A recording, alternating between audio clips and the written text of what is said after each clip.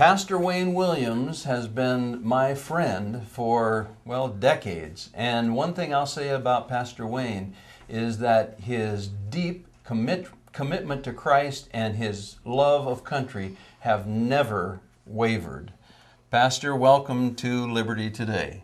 Good to be here. We recognized you recently at a Liberty Lunch as a patriot pastor.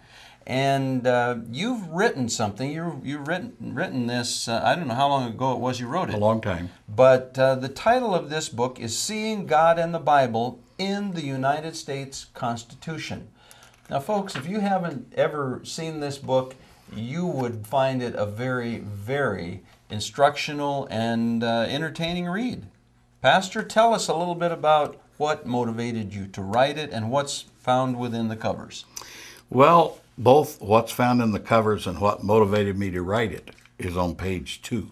Okay. In the introduction. Back at a certain point in our history, there was a man who was a city council member named Tom Murphy. He's no longer known as Tom. Yes. He had a sex change and is no longer known as Tom.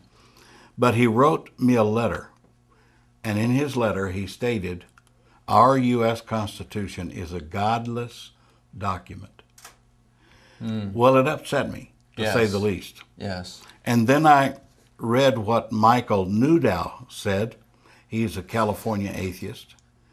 And his preaching is that God is not in the Constitution. So that disturbed me. That's 2 reasons. Barry Lynn, a so-called clergyman, and I say so-called on purpose, he's a critic of God and civil life. He said regarding the Honorable Judge Roy Moore of Alabama on the Ten Commandments issue, it's high time Moore learned that the source of U.S. law is the Constitution and not the Bible. What he didn't realize is that the source of the Constitution was the Bible as well. Well, and all law originates from moral law. Very true, very true. And I believe that without a doubt. That's the motivation behind this booklet. I wrote it to refute their arguments, primarily. And you did it very articulately and very well, and you include some quotations about the Bible by great Americans. And one that comes to me, I'm looking at it now, Ulysses S. Grant, the Bible is the sheet anchor of our liberties. That's pretty straightforward, isn't it? Pretty strong, pretty strong. And the fact that our President Ronald Reagan made and declared a year of the Bible, 1983. Yes. And I have some of that in here, and what he had to say, what he believed about the Bible. Wayne, where can people get this book?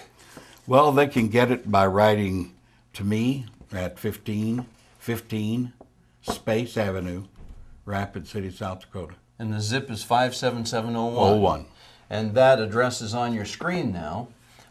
It is something that every South Dakotan ought to read. I agree. And Wayne, not because I wrote it, but it's got some good well, things it's because you articulate the truth. Yeah.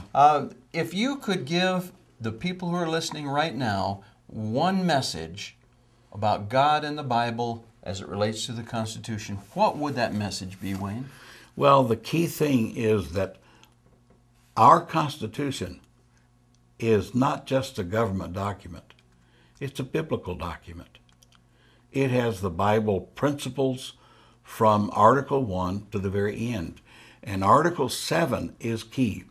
Article 7 dates the document with the term in the year of our Lord. Yes.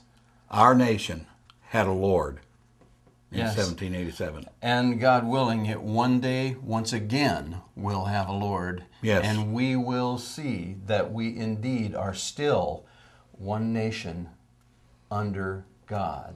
Thank you Amen. for watching today.